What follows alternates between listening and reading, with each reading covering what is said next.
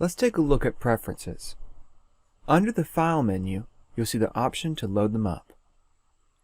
If you're on a Mac or another device with a super high DPI screen, you can adjust the UI scale here to make it easier to see.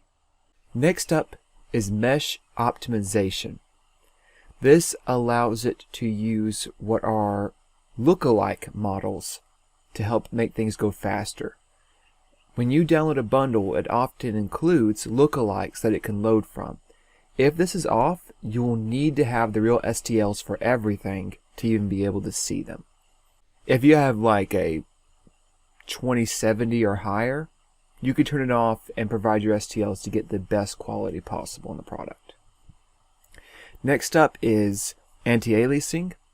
I don't think I need to explain, it's even separate from quality, but they're easy to click to change. And you'll see a little blue when it's readjusting the shader. And finally, we have quality. By default, it's set to auto. I like it on 2. At 3, it starts having nice shadows and other things, and 4 and 5 are just things that make it look pretty. If you had used the Don't Show at Start when you first launched the program, this is how you uncheck it later. That's it.